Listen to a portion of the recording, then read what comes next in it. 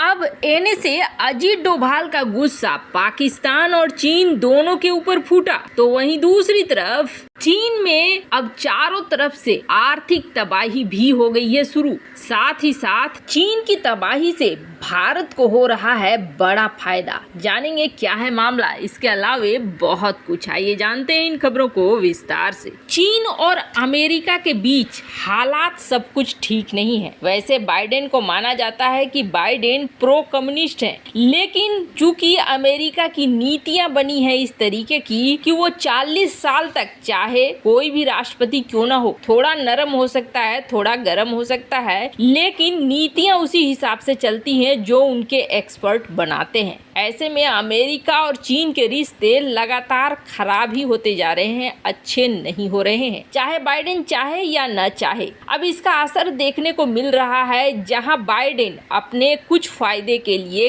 कई जगह पे ट्रेड से टैक्स को हटा रहे हैं, तो कई जगह ऐसा भी हो रहा है जो अमेरिका चीन के ऊपर प्रतिबंध लगा रहा है। जैसे कि अभी हाल ही में अमेरिका ने प्रतिबंध लगाया, जिसमें अमेरिका ने प्रतिबंध लगा दिया है कि सिंजियांग इलाके से जो कुछ भी बनता है उसको नहीं खरीदेगा अमेरिका। और जैसे ही इस तरह के आरोप लगाए गए हैं, वैसे ही बहुत बड़ी गिरावट देखने को मिल रही है व्यापार में। कारण क्या है? कारण ये है कि सिंजियांग के इलाके में जबरदस्ती मजदूरी करा के चीन ठीक ठाक पैसे बनाता है। यहाँ पर बनाए गए माल में मुनाफा बहुत ज्यादा कमाता है चीन, चूँकि यहाँ इस्तेमाल करता है उइगर मुसलमानों को। अब उइगर मुसलमानों को इस्तेमाल करने के लिए जाहिर तौर पर चीन बल प्रयोग का इस्तेमाल करता है। खास तौर पर कहा तो ये जाता है कि उइगर कैदियों का भी इस्तेमाल किया जाता है माल वगैरह बनाने में। इससे क्या होता है कि मजदूरी का पैसा तो देना नहीं पड़ता है। जब मजदूरी का पैसा देना नहीं पड़ेगा तो फिर उसकी कीमत, जो सामान बन के आई है उसकी कीमत कम होगी और मुनाफा होगा ज्यादा।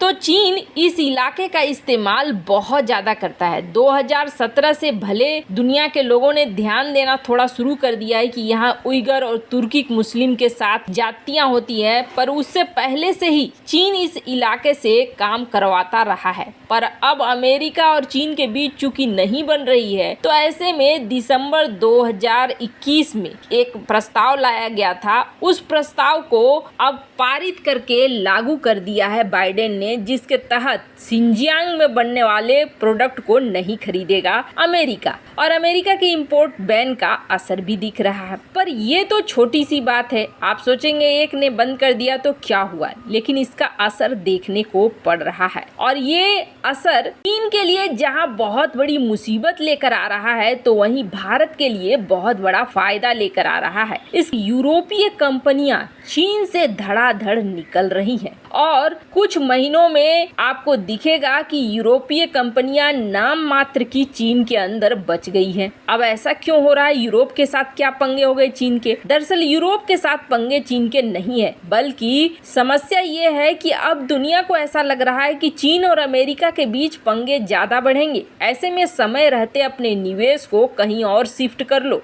अगर ये पंगे और ज्यादा बढ़ते चले गए तो नुकसान होगा व्यापार करने वालों का, जो हमने देखा रूस के केस में भी हुआ। ऐसे में कंपनियां पहले से ही प्लान बना रही हैं। चीन के रवैये को देखते हुए, अमेरिका और चीन के बीच रिश्ते को देखते हुए यहाँ से धीरे धीरे निकल रही हैं। और जितनी तेजी से ये निकल रही हैं, उतनी ही तेजी से इस इलाके में दो देश का फायदा हो रहा है। एक तो वियतनाम का फायदा हो रहा है और दूसरा है भारत, जिसको फायदा हो रहा है, क्योंकि यहाँ से निकलने वाली ज्यादातर कंपनियों को चाहिए मैन पावर, और मैन पावर के मामले में ये दो देश ही हैं जो मदद कर सकते हैं। यही वजह है कि यहाँ से निकलने वाली कंपनियां इन दोनों देशों की तरफ रुख कर रही है। भारत को भी फायदा हो रहा है और वियतनाम को भी फायदा हो रहा है। पर न सिर्फ चीन अमेरिका के बीच की टेंशन, बल्कि प्राकृतिक आपदाएं भी चीन को धकेल रही है आर्थिक तबाही की तरफ। एक ऐसी आर्थिक जिसकी वजह से चीनी फैक्ट्रियों में काम नहीं हो रहा है और चीनी फैक्ट्रियां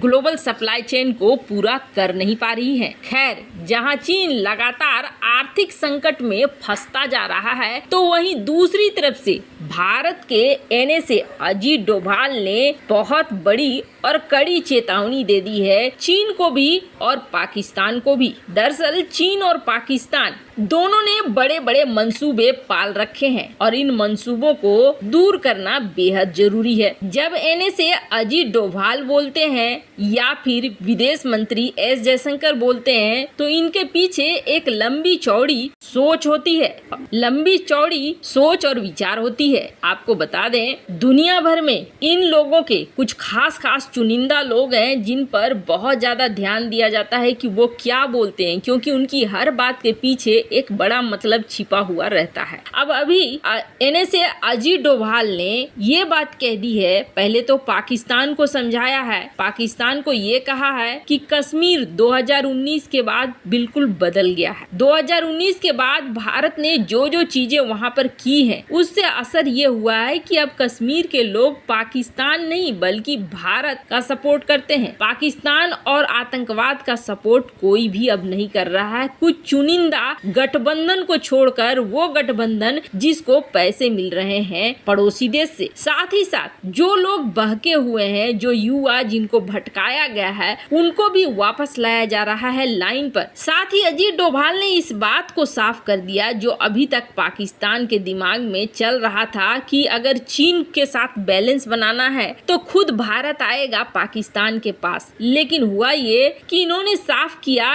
कि हमें शांति के लिए किसी भी कीमत पर भीख मांगने की जरूरत नहीं है। हम भीख नहीं मांगेंगे शांति के लिए। शांति और युद्ध एक साथ नहीं आता है, हमें दोनों में से एक चुनना पड़ेगा। हमें निर्णय लेना है तो हम निर्णय लेंगे कि हम कब, कैसे और किन शर्तों पर शांति को स्थापित करेंगे। जाहिर सी बात है पाकिस्तान को एक तगड़ी वाली चोट मिली, उन्होंने कहा जो प्रॉक्सी वार है उसको हम निपटेंगे। वहीं इससे भी बड़ा बयान चीन के लिए अजीत डोभाल ने दिया और सच मानिए चीन इस बयान को बहुत ध्यान से सुन रहा होगा। चीन के लिए अजीत डोभाल ने ये कहा, हालांकि उनसे ये सवाल किया गया था चीन के एग्रेशन के बारे में, चीन की आक्रामकता के बारे में और सीमा पर जो कुछ भी चीन कर रहा है उसके बारे में, तब अजीत डोभाल ने जवाब दिया और अजीत डोभाल ने ये कहा कि चीन की कोई भी मनमानी नहीं चलेगी और ये चीजें हमने साफ कर दी है। 2020 के बाद चीन को